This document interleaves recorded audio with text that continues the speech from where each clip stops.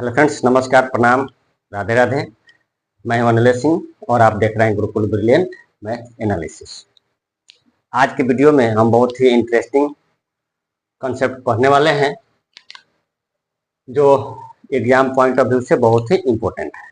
Exam में पूछा जाता है, लेकिन जब भी एग्जाम में पूछता है तो पूछने का तरीका चेंज होता है। ठीक है, एक ही सवाल को अलग अलग तरीके से पूछ देता है। यहाँ पे मैंने दो सवाल लिखे हैं।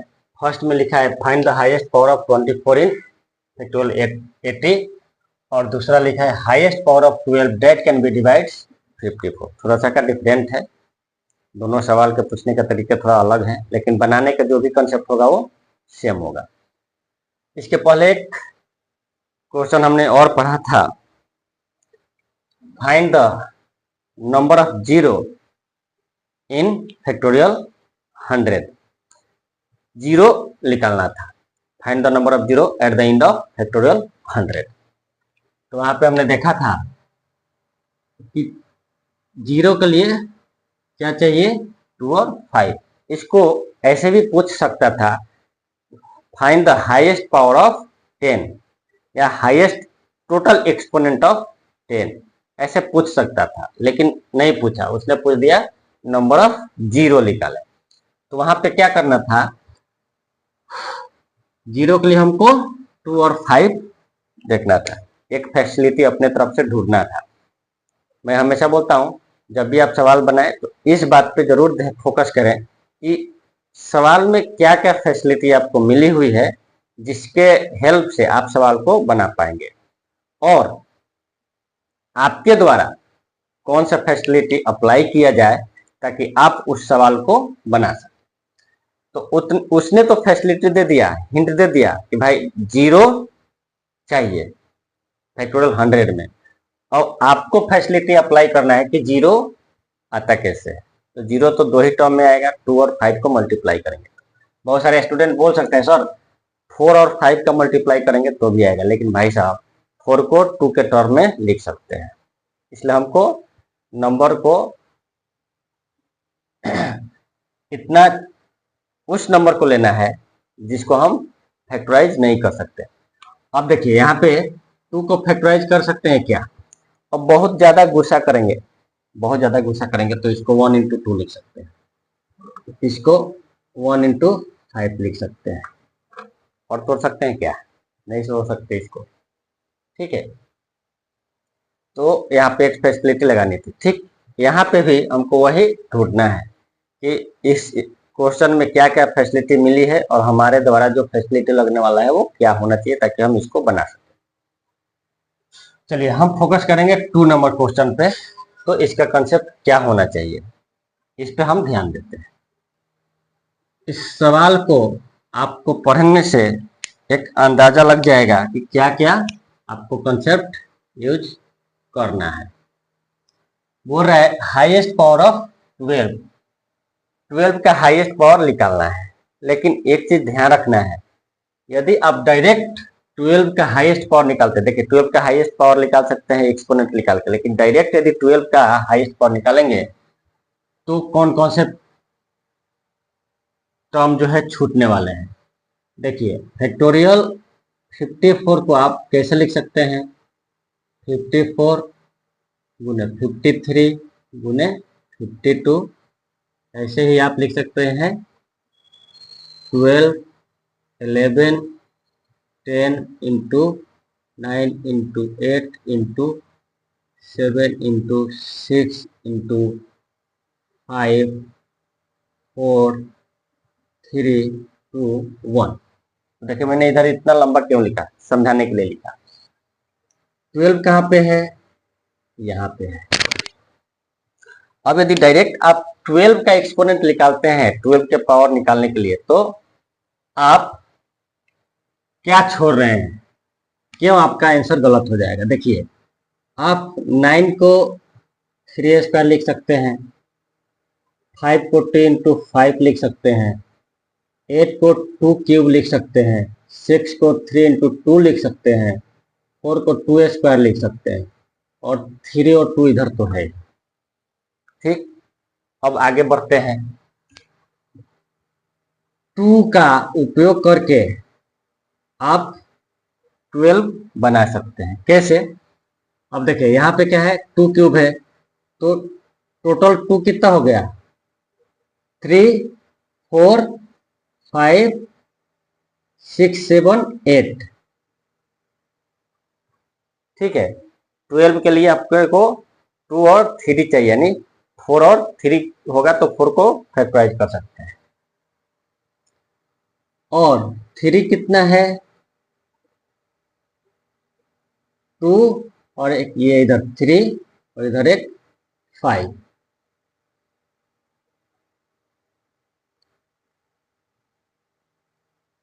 4 टाइम्स 3 आया है।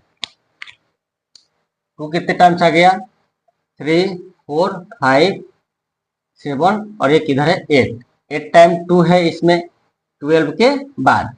अब 12 के बाद 3 कितना टाइम्स आया है, 2 एक 1 3 और 1 4। 4 टाइम 3 आया है। तो आप इसको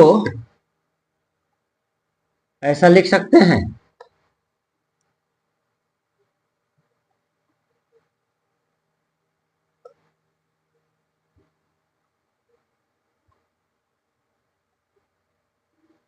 यानी कहने का अर्थ ये हुआ कि 4 कितने टाइम्स आया है, 4 टाइम तक आया है।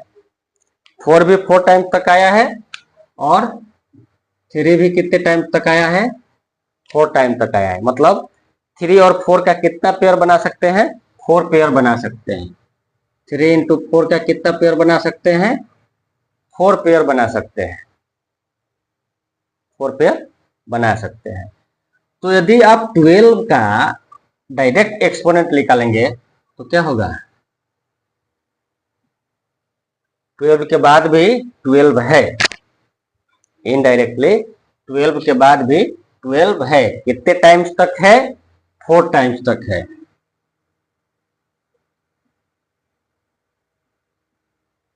तो यदि डायरेक्ट आप 12 का एक्सपोनेंट निकालते हैं तो 4 12 जो यहाँ पे है उसका पावर छूट जाएगा, मतलब आंसर आपका गलत हो जाएगा। तो डायरेक्ट हम 12 का पावर नहीं निकाल सकते। एक ये कॉन्सेप्ट हो गया अपना, यहां तक क्लियर हो गया होगा। दूसरा, 3 और 4 का हम पेयर निकाल रहे हैं। तो अब एक और बात देखने वाली है, यहाँ डायरेक्ट 4 को भी इन्वॉल्व नहीं कर सकते। 4 को इन्वॉल्व करेंगे तो 4 के बाद भी क्या है, 3 और 2 है, जो कि 12 बनाने के लिए इंक्लूड होगा, इस्तेमाल होगा। ठीक, तो हमको ऐसे 2 टर्म लेने हैं जिसको हम फैक्टराइज नहीं कर सकते। तो 4 को भी हम क्या लिख सकते हैं, 3 इंटू 2 स्क्वायर। ठीक, तो फोकस किस पे करना है, इनडायरेक्टली 12 का पावर निकालने के लिए फोकस करना है सबसे ज्यादा 2 के एक्सपोनेंट पे। ओके, 2 के एक्सपोनेंट पे फोकस करना है। जब 2 का एक्सपोनेंट निकाल लेंगे तो अपने को 12 का एक्सपोनेंट भी निकल जाएगा, तो सवाल सॉल्व हो जाएगा। तो ये हमेशा कंसेप्ट अपना क्लियर करें कि जिस सवाल को बनाने जा रहे हैं उसके लिए हमको किस चीज की आवश्यकता हो। बच्चे क्या करेंगे, अरे यार चलो 12 का एक्सपोनेंट निकल रहा है, बहुत ईजी है, 12 का एक्सपोनेंट डायरेक्ट फॉर्मूला यूज करो, फटाफट बना लो। नहीं, ऐसा करने पे सवाल गलत हो ही जाएगा आपका। ठीक है, चलिए, आशा करता हूं ये इतना जो कंसेप्ट है, पॉइंट है, आपका क्लियर हो गया होगा। दूसरी फैसिलिटी क्या है, 12 दिया हुआ है तो 12 को हम फैक्टराइज कर सकते हैं।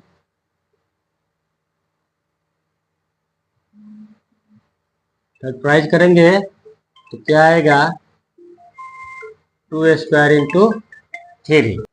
अपने को क्या चाहिए, 2 और 3 पे फोकस करना है। ठीक है, 2 का पावर निकालेंगे तो आपका इनडायरेक्टली 12 का पावर निकल जाएगा। क्यों, क्योंकि जब 12 का फैक्टराइज करेंगे तो क्या लिख सकते हैं, 2 स्क्वायर इंटू 3 लिख सकते हैं। चलिए, इतना क्लियर हो गया।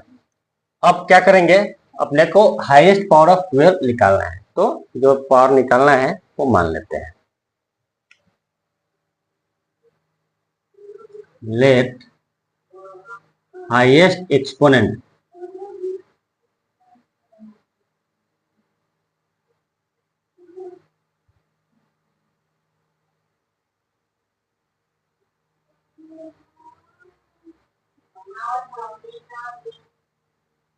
ठीक है, हाईएस्ट एक्सपोनेंट क्या है 12 का, n मान लिया। तो हाईएस्ट एक्सपोनेंट आपका यदि निकल गया तो हाईएस्ट पावर के टर्म में इसको लिख सकते हैं। सो हाईएस्ट पावर क्या हो जाएगा,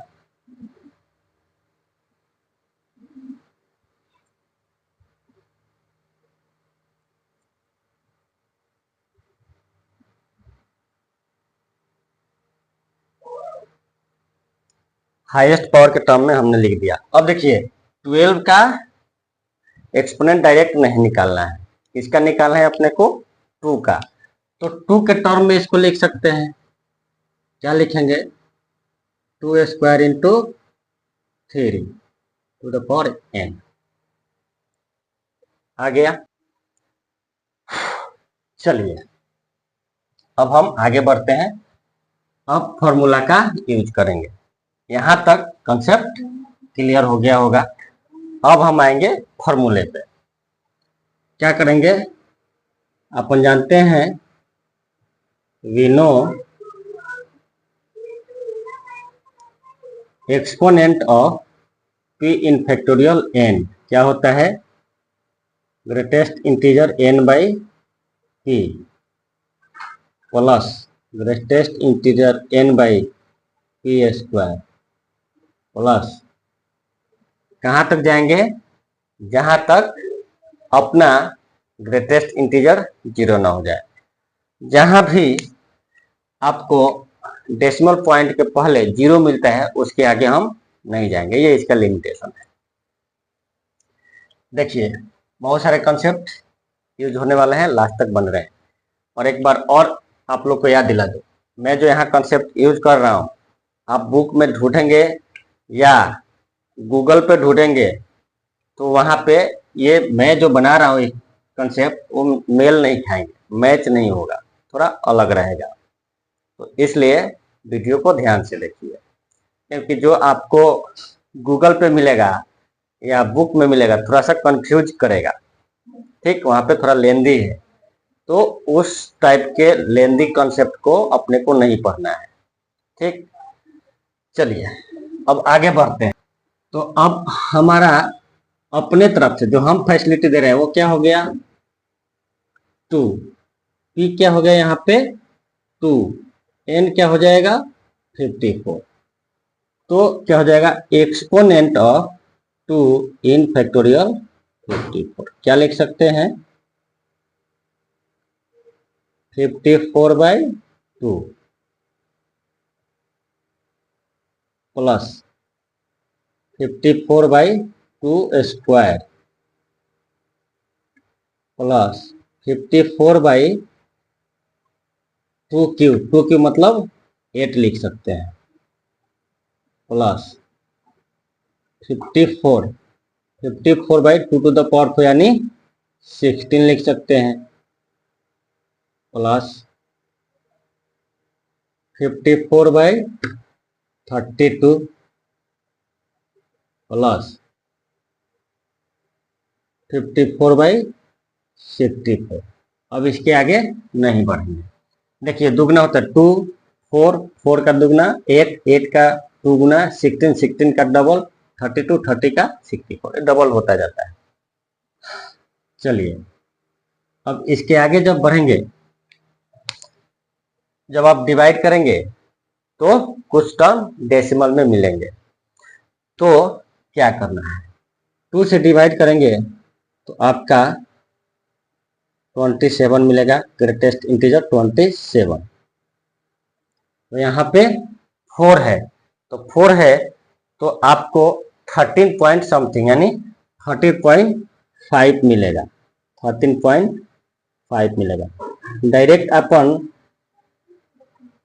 ग्रेटेस्ट इंटीजर नहीं लिख करके डायरेक्ट लिख सकते थे, लेकिन ठीक है, समझाने के लिए यहाँ पे लिख रहे हैं। अब 54 में अपने को किससे डिवाइड करना है? 8 से डिवाइड करना है। तो जब हम 8 से डिवाइड करेंगे तो 6 टाइम जाएगा, 6 पॉइंट समथिंग, यानी 6.75 तक आपको मिलेगा। अब आपको 16 से डिवाइड करना है। 16 से जब आप डिवाइड करेंगे 54 को, तो ये आपको आ जाएगा 3 के आसपास, यानी 3.37। अब आपको 54 में 32 से डिवाइड करेगा। 32 से डिवाइड करना है तो 1 टाइम जाएगा, यानी 1 पॉइंट समथिंग आपका आने वाला है। तो ये हो जाएगा 1.68। अब लास्ट में अपना क्या बच गया? 54 और 60। अब देखिए यहाँ पे क्या है, 54 64 से क्या है? छोटा है। तो अब छोटा है तो जो आपका आंसर आने वाले डिवाइड करने के बाद वो क्या आएगा? 0 पॉइंट समथिंग आएगा। तो डायरेक्ट 0 भी लिख सकते हैं, लेकिन चलिए एक टर्म हम थोड़ा बढ़ा देते हैं। सारे पॉइंट मिल गए। अब यहाँ पे हम क्या लिख सकते हैं? 27 प्लस 13। आप लोगों को ग्रेटेस्ट इंटीजर का डेफिनेशन मालूम होगा या नहीं मालूम होगा तो मेरे यूट्यूब चैनल पे जाइए और प्लेलिस्ट में जाकर के आप उस वीडियो को देख सकते हैं। वहाँ पे डिटेल आपको पूरा मिल जाएगा।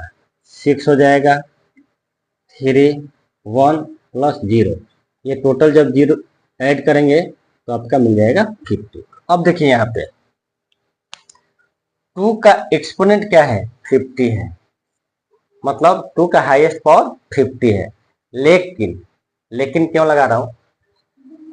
12 बनाने के लिए 2 और 3 नहीं, 4 और 3 चाहिए। ओके, तो 4 और 3 चाहिए। तो यहाँ पे 2 का अपने को मिल गया, तो 2 का जब दुगना करते हैं तो 4 आता है, मतलब 50 का हाफ हो जाएगा, तो 4 का पावर मिल जाएगा। ठीक है, कोई बात नहीं। तो यहाँ पे हाईएस्ट पावर ऑफ 2 कितना हो जाएगा?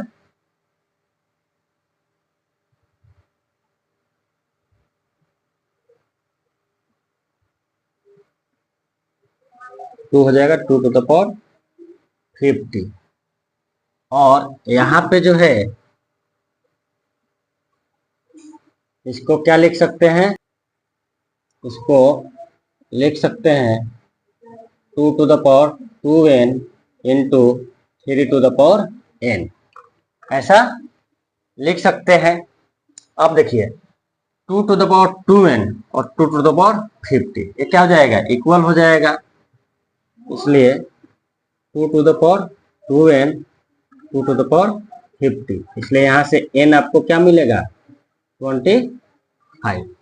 n आपको मिल गया, मतलब हाईएस्ट एक्सपोनेंट ऑफ 12 मिल गया। जब हाईएस्ट एक्सपोनेंट आपको मिल गया तो 12 का हाईएस्ट पावर भी क्या हो जाएगा? मिल जाएगा। ठीक है, सो हाईएस्ट पावर ऑफ 12 क्या हो जाएगा?